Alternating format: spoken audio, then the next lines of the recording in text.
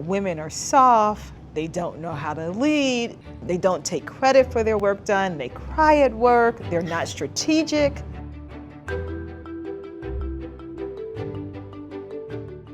I think we need to have those, what I call those fierce conversations, that each of us bring some gender dynamics into the workplace, but how do we create cultures where we're aware of them and we problem solve around them? You have to look at, am I harming anyone or any process at work by being just who I am? I mean, we're talking about we want diversity.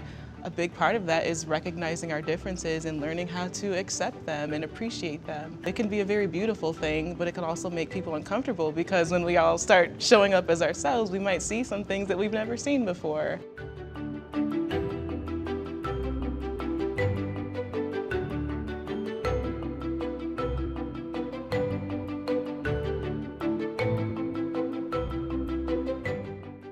There's also this classic sort of double bind issue where the women are seen, as you said, as too emotional or not tough enough, so they then try and become more assertive, more tough, and then they're penalised for that too, because then that's seen as, you know, being aggressive. And then I have the added layer of being an African American, a woman of color.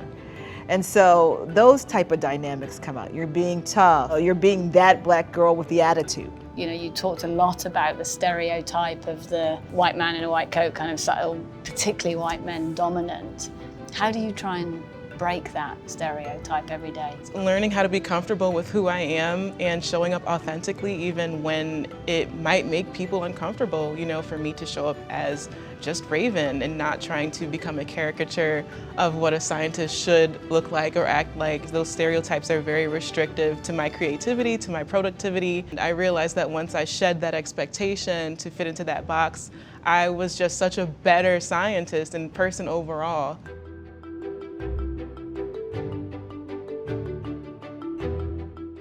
What can men do? Men was a big theme coming out of Here to Be Heard on one of the things that needs to change. Honestly, I would say just listen to women.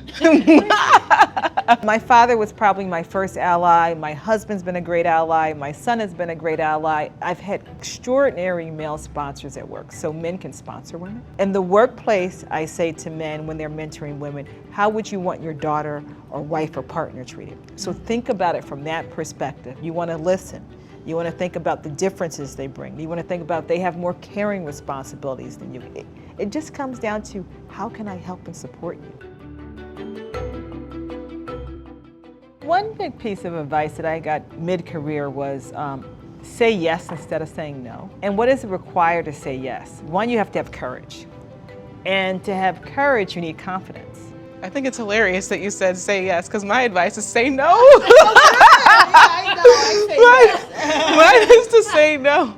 But I think that there's definitely something there. You know, it's setting boundaries, being okay with knowing what you want. I think a lot of times when we're young and we're coming into our journey, there's a lot of room for exploration. My advice comes back to authenticity. The best piece of advice I got, I think I read it in a book, be yourself more with skill. And I thought that was a great piece of advice, not to say that because none of us is perfect. We all come with our great strengths and the things that we're less good at. But the more you can lean in to be proud of those strengths, don't let anyone diminish them, don't let go of them, be your authentic you. I found that a really helpful piece of advice.